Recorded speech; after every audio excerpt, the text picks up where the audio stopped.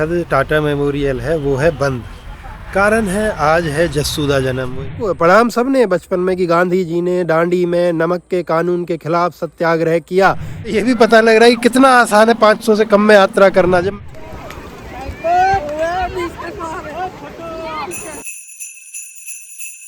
तो नमस्कार दोस्तों, स्वागत है आपका हमारे आज के गुजरात यात्रा के चौथे दिन में, यानी 30 डेज ऑफ गुजरात के चौथे दिन में। दिन शुरू होता अभी यहीं स्क्रैप यार्ड जैसी जगह से। सुबह मैं नहाया हूँ यहीं पे। सुबह नहीं, हालांकि दोपहर में नहाया हूँ, क्योंकि रात हम बाहर बैठे रहे, कुछ समय तक बात कर रहे थे तो थोड़ा सा जुकाम हो गया। उसकी वजह से आलस भी रहा, तो थोड़ा लेट जगा, लेट नहाया। और नहाया बड़ा अच्छा था। नहाने का जो व्यवस्था थी, ट्यूबवेल था जो पुराने समय में हमारे वहाँ होते थे, गाँव में अभी भी हैं, तो गाँव में जैसा होता है ठीक वैसी ही व्यवस्था से बढ़िया नहा धो करके तैयार होकर के अब समय है निकलने का। तो यहाँ से अब सीधा जा कर के मैं पकड़ता हूँ कोई ट्रेन जो मुझे नवसारी छोड़े, और नवसारी से निकलते हैं फिर दांडी के लिए। चलें भाई साहब। भाई हमारा बड़ी मदद कर रहे हैं इन्होंने ही रुकवाया है, इन्होंने ही खाना वाना भी खिलाया है सभी चल रहे हैं वापस स्टेशन के लिए। ठीक है भाई, आपका भी बहुत बहुत धन्यवाद। मिलेंगे कभी दोबारा।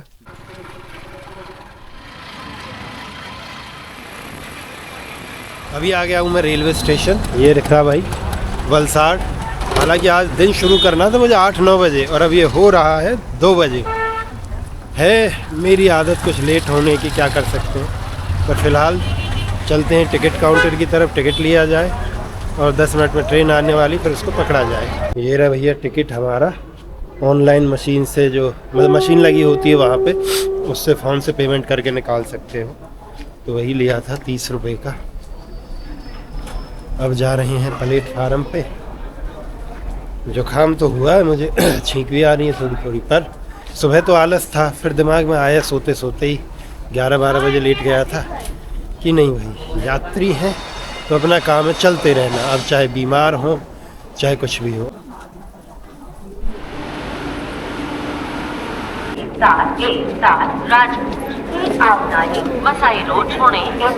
ये है भैया जनरल। बहुत से लोगों को लगता है कि दरवाजे पे क्यों खड़े होते हो, बैठते क्यों हो, अंदर जगह तो मिले। क्योंकि ऐसी स्थिति में आप अंदर चले जाओ, वो भी बहुत बड़ी बात है।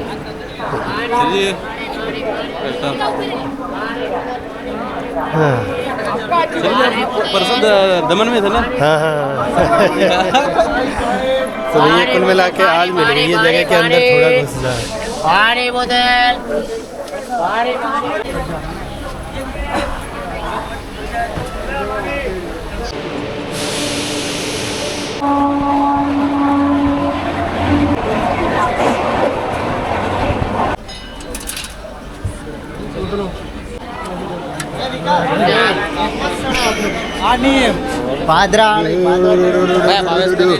ये हुआ भाई नवसारी। आ गए नवसारी। अब यहाँ पे बैठ के थोड़ा सा देखता हूँ कि पहले कहाँ जाना है, क्योंकि यहाँ पे जमशेद जी टाटा जो फाउंडर है टाटा ग्रुप के, उनका भी मेमोरियल है, वो पुराना घर है। और उसके अलावा दांडी तो है ही जहाँ पे हमें जाना है। तो एक बार तय करते हैं किधर निकला जाए। कई बार बहुत सी चीज़ें ऐसी होती हैं जो हमारे हिसाब से नहीं होती। जैसे कि अभी मैंने देखा तो टाटा मेमोरियल है वो है बंद। कारण है आज है जस्सूदा जन्म, वही क्या बोलते हैं उसको, 25 दिसंबर क्रिसमस डे, तो वो बंद है। तो इसलिए अब निकलते हैं सीधे यहाँ से दांडी की तरफ, जहाँ पे हमें मिल जाएगा बीच, और जो गांधी मेमोरियल है वो उधर खुले हुए हैं। जो म्यूज़ियम है, बीच है, वो सब खुले हैं। गूगल पे यही दिखा रहा है, यानी ऑनलाइन जो है वो मैप पे यही दिखा रहा है। तो चल के देखते हैं क्या मिलेगा अपने को। सीधा निकलते हैं दांडी।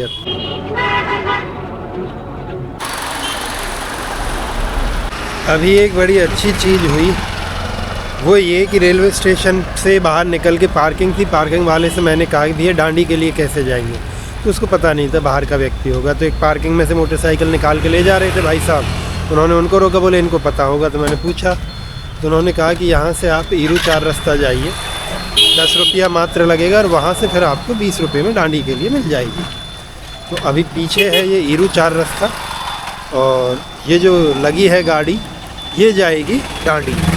तो ये क्या है कि आप जब भी कभी ऐसे घूमो, सलाह है किसी के लिए जो घूमते हो कि वहाँ के जो लोकल लोग हैं, कोई भी वहाँ जो देखे दुकान वाला, पान वाला, पार्किंग वाला, उनसे पूछो कि भैया डांडी जाना कैसे जा सकते हैं, या जहाँ भी आप जा रहे हैं, तो सुगम रास्ता और सस्ता रास्ता वो आपको बता देंगे। नहीं तो फिर वही प्राइवेट गाड़ी लेके अगर आप जाने वाले हो, पैसा है तो कोई बात ही नहीं है।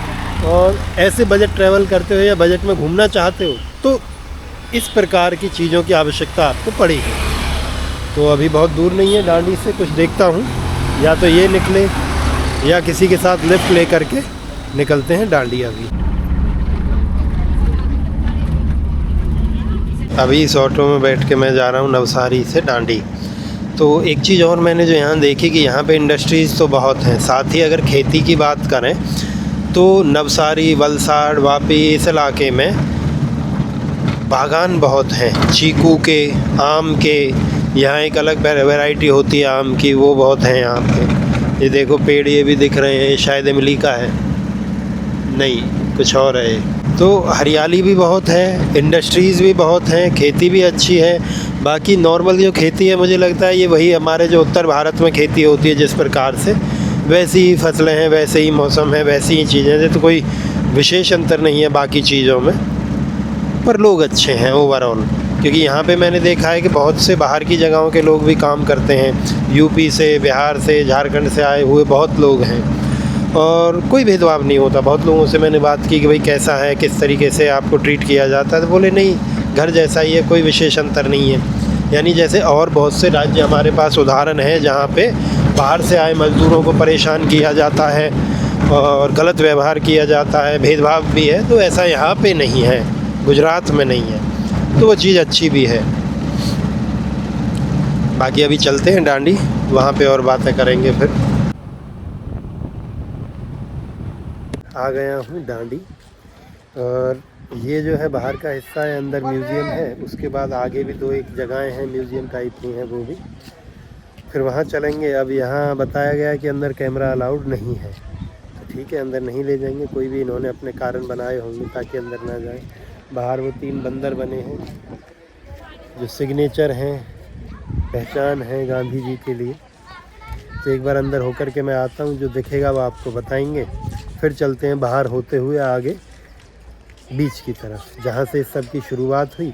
पर यहाँ मुझे एक चीज़ और समझ आती है, थोड़ी सी हिस्ट्री मैं आपको बता देता हूँ यहीं से, कि 1930 में 5 अप्रैल को महात्मा गांधी यहाँ पर आते हैं।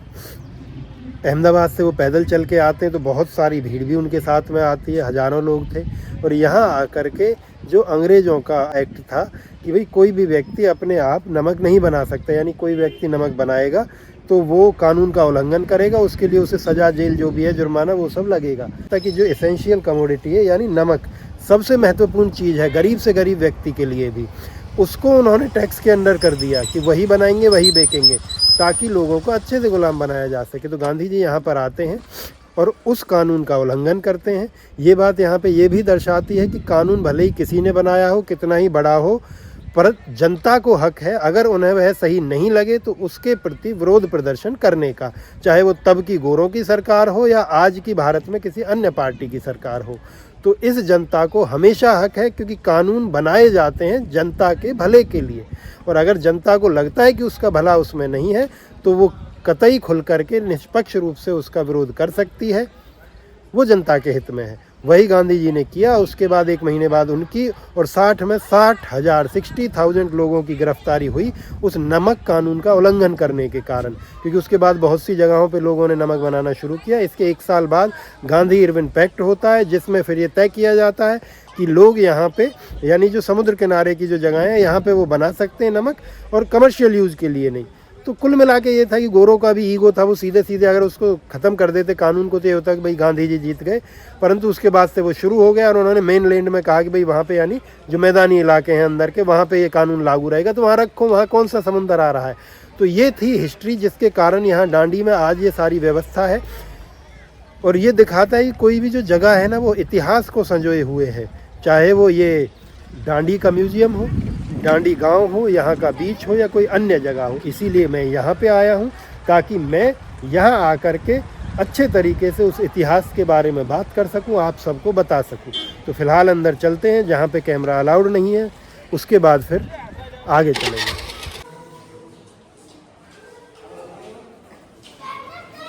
ये है मूल रूप से इसके अंदर का इलाका। तो बोला कैमरा अलाउड नहीं है, फ़ोन से ले लो फ़ोटो। तो मैं भैया ठीक है। यहाँ फ़ोटो गैलरी है, हालांकि ये प्रवासी सुविधा केंद्र है, तो यहाँ पे बुक स्टोर भी है, खादी भंडार भी है, किसी को कुछ खरीदना है तो उसके लिए। इस हॉल के अंदर मेनली फ़ोटोज़ के साथ साथ गांधी जी के अलग अलग जो कोट्स हैं या उनके कथन हैं उनको दिखाया गया है, दर्शाया गया है।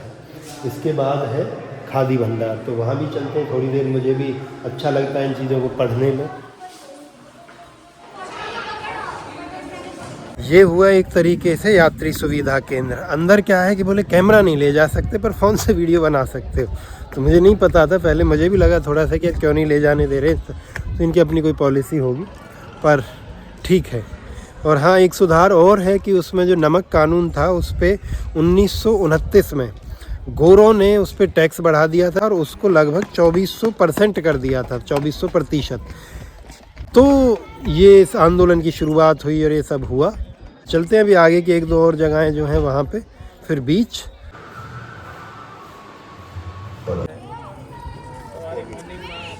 तो ये है मेन एरिया जहाँ पे स्मृति केंद्र बनाया हुआ है डांडी का। तो एक तालाब है, तालाब के इस तरफ में ऐसे प्रदर्शनी है, जगह जगह पत्थर से जगह है बना करके, उसमें उसको हिस्ट्री को या इतिहास को बताने के लिए थोड़े अच्छे तरीके से कि लोग घूमते रहें, एक जगह रुके फिर आगे बढ़े। अच्छा कॉन्सेप्ट है। सामने दिख रहा है वो सोलर पार्क है, यानी पेड़ की आकृति में सोलर पैनल्स लगाए गए हैं। पीछे जो केंद्र हैं यानी वो बिल्डिंग है, उसके अंदर बताते हैं, उसकी थोड़ी हिस्ट्री बताते हैं, बेसिक्स बताते हैं। ये उन सभी मार्च करने वाले 80 लोगों की स्मृति में बनाया गया है। स्मृति जगह, स्मृति स्थान, स्मृति स्थल, जहाँ पर उन 80 लोगों को दर्शाया गया है कि वो किस प्रकार गांधी जी के साथ चलना शुरू हुए थे अहमदाबाद से। यहाँ आते आते तो वो संख्या हजारों में हो गई थी।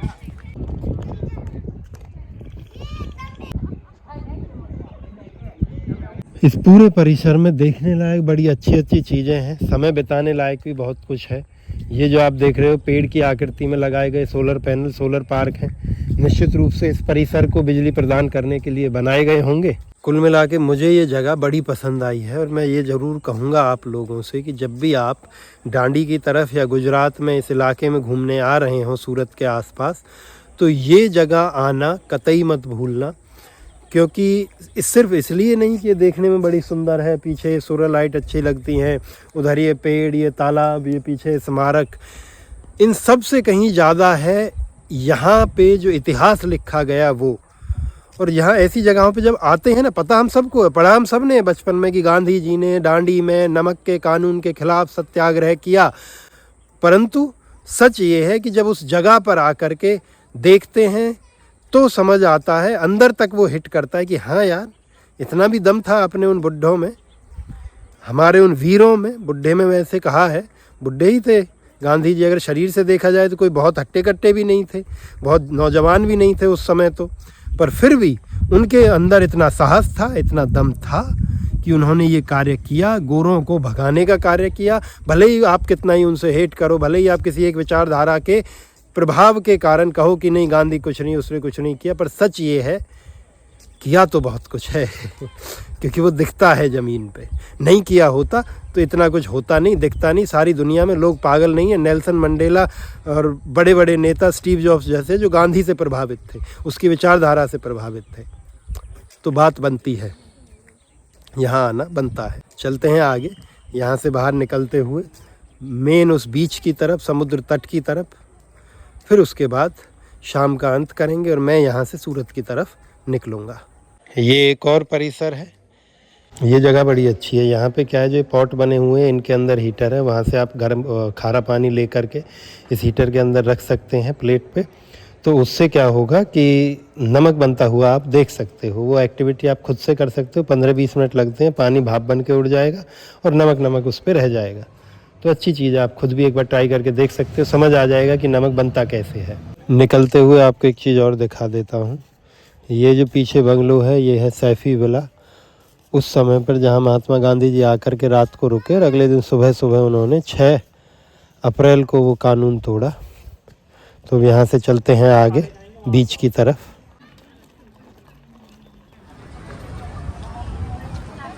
डांडी स्मारक से 500 मीटर की दूरी पे है यहाँ का बीच, वहीं अभी हम पहुँच गए हैं। तो ये है भाई डांडी का समुद्र तट, ये आप देख सकते हो, लंबा चौड़ा बहुत बड़ा एरिया है। मिट्टी थोड़ी काली है, सांवली कह सकते हैं, क्योंकि काली तो पिछली थी वलसाड़ वाली, मतलब गोवा जैसी नहीं है काली से, मेरा मतलब ये है। और मैंने लिया है ये 2 चीज़ें, एक में तो है आंवला उबला हुआ, शायद उबला है, दूसरे में है बेर। सुबह से आज उपवास था, उपवास इसलिए कि जुकाम हुआ, तो हमें उम्मीद है कि एक दिन खाली पेट रहने से दिमाग अपनी सारी ताकत लगाएगा इसको ठीक करने में। उसके अलावा एक चीज़ और दिखाता हूँ, मेरा ये थैला यही है जिससे अभी मैं यात्रा कर रहा हूँ, और अभी भी मुझे भारी लग रहा है। इसमें 2 टी-शर्ट, एक पजामा, एक तौलिया, एक हल्की सी धोती, बहुत हल्की बिछाने के लिए, कहीं ऐसे ओढ़ने के लिए है, और एक माइक है, एक ई बुक है, एक छोटी सी किताब और है जो अभी ली थी कुछ दिन पहले, पानी की बोतल डाल रखी है।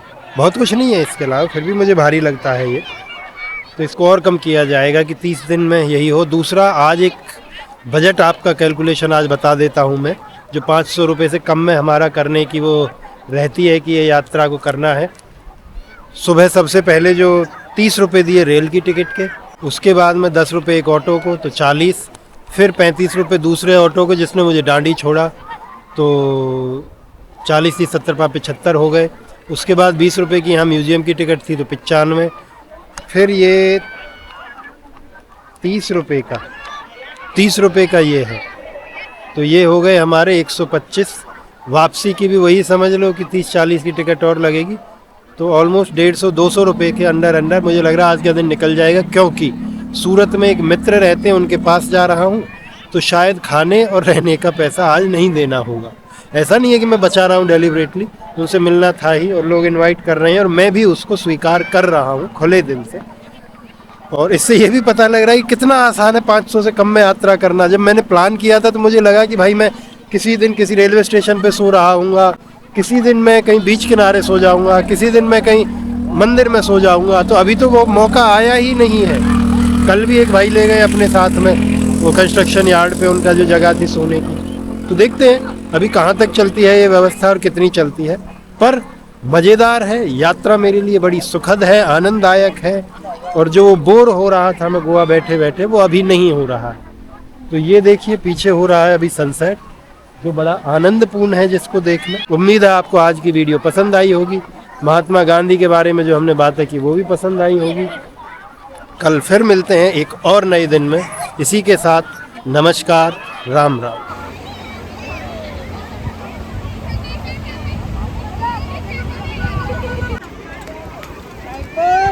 Mr.